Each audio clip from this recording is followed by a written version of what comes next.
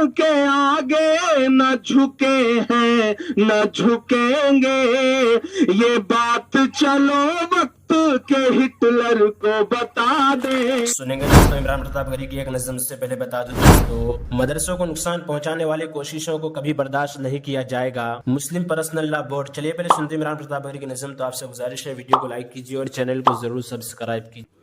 और कितना हमें बर्बाद करोगे साहिब, और कितना हमें बर्बाद करोगे साहिब, क्या सितम और नया ईजाद करोगे साहिब, क्या सितम और नया ईजाद करोगे साहिब। खुद के औलाद नहीं है तो बताओ इतना,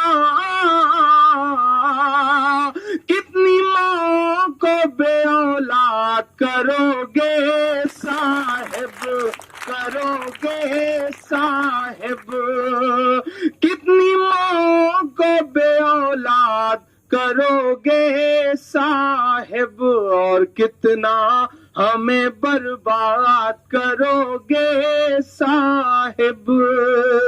जेएनयू पिछली बार जब उस दौरान आया हुआ था, जब वो मसला चल रहा था कि आप शटडाउन जेएनयू के हैशटैग चल रहे थे, और इसी जगह पे खड़ा होकर के मैंने एक नज्म कही थी जो पूरे हिंदुस्तान में बहुत सुनी गई। हिंदुस्तान के बाहर के मशारों में जहां भी मैं गया लोगों ने फरमाइश करी, और उस नज्म को सुनाने के लिए मेरे दोस्तों का हुक्म भी है। जिस तरह से 11-12 छात्रों को फिर से निशाना बनाया गया, और बिल्कुल वही मौका है, वही मौसम है जिस तरह से हैदराबाद को टारगेट किया गया था, हैदराबाद यूनिवर्सिटी को टारगेट किया गया था, बिल्कुल वैसे ही मंजर खड़े करने की कोशिशें की जा रही हैं। आपसे जो डर है उनका, वो गाहे बेगाहे निकल करके बाहर आ जा रहा है। और मैं पूरे देश में ये बात कह रहा हूं कि इस वक्त देश में विपक्ष नाम की चीज नहीं बची है। सदन में कहीं भी विपक्ष नहीं बचा है। अगर विपक्ष कहीं बचा है तो वो संस्थानों में बचा हुआ है, वो जेएनयू में बचा है, वो एमयू में बचा हुआ है, वो जामिया में बचा हुआ है, वो हैदराबाद यूनिवर्सिटी में बचा हुआ है। इसलिए वो आपसे कुछ ज्यादा ही डर रहे हैं। लेकिन हैशटैग चलाने वाले लोग, साजिशें करने वाले लोग भूल जाते हैं कि जेएनयू जिस दिन से बना है तब से आज तक जेएनयू का इतिहास रहा है कि उसने इस तरह की न जाने कितनी ताकतों को झेला है और उनको मुंह की खिला करके उन्हें वापस भेजा है।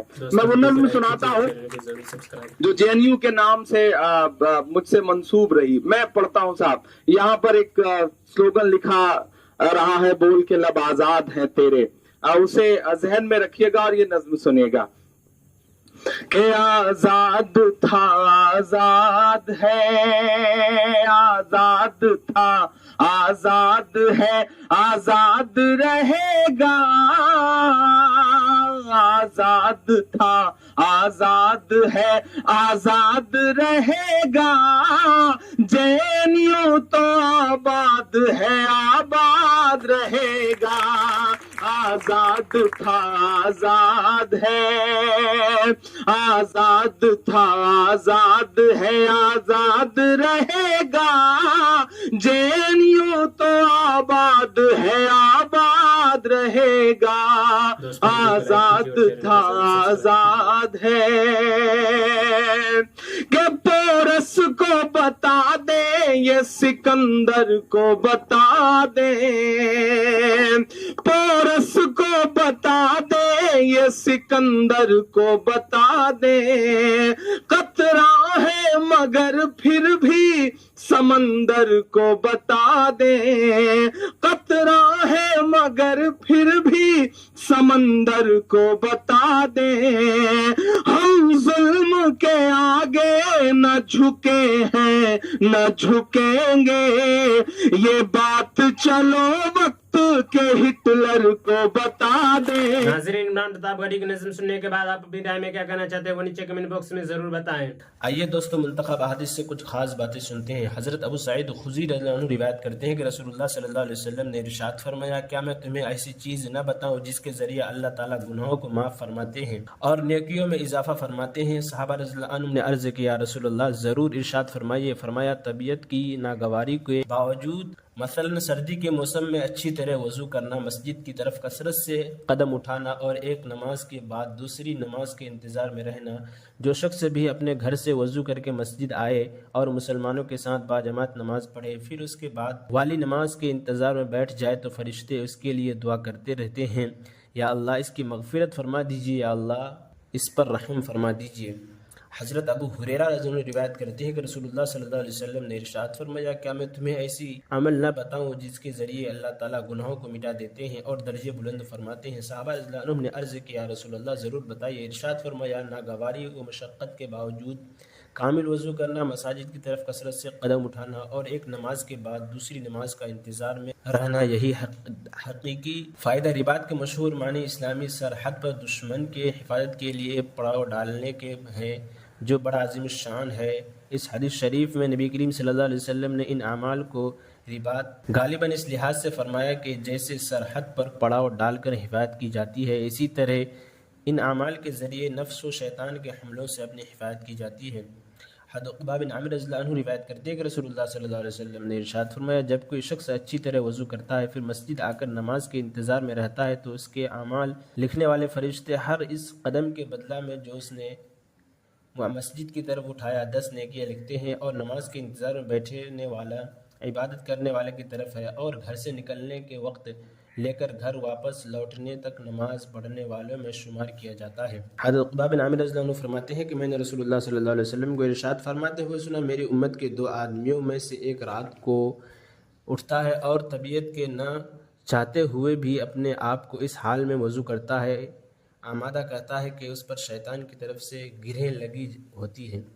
जब वज़ू में अपने दोनों हाथ धोता है तो एक गिरह खुल जाती है, जब चेहरा धोता है तो दूसरी गिरह खुल जाती है, जब सर का मस्से करता है तो एक और गिरह खुल जाती है, जब पाँव धोता है तो एक और गिरह खुल जाती है।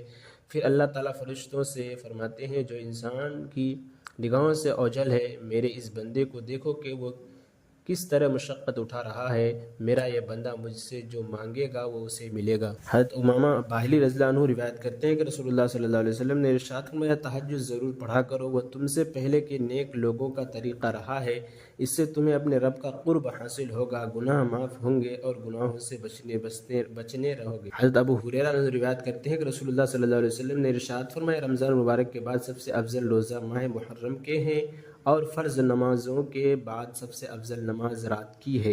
हज़रत अबू दरदा रज़ियल्लाहु अन्हु रिवायत करते हैं कि नबी करीम सल्लल्लाहु अलैहि वसल्लम ने इरशाद फरमाया, 3 शख्स ऐसे हैं जिनसे अल्लाह ताला मोहब्बत फरमाते हैं और उन्हें देखकर बेहद खुश होते हैं। इनमें से एक वो शख्स है जो जिहाद में अल्लाह ताला की खुशनुदी के लिए अकेला लड़ता रहा है, जबकि इसके साथ सब साथी मैदान छोड़ जाए, फिर या तो वह शहीद हो जाए या अल्लाह ताला की इस मदद फरमा दे और उसे गलबा अता फरमा दे। और इमरान प्रतापगढ़ी से जुड़ी खबरों और नज़मों के लिए हमारे इस चैनल को ज़रूर सब्सक्राइब करें। मिलते हैं किसी और वीडियो में से नई नज़म और नई खबरों के साथ। तो जब तक के लिए दीजिए मुझे इजाज़त और रखिए अपना ख्याल। आप देख रहे तो सुनहरे लफ्ज़ और मैं आपके साथ मोहम्मद साकिब। अस्सलामु अलैकुम व रहमतुल्लाहि व बरकातुहू।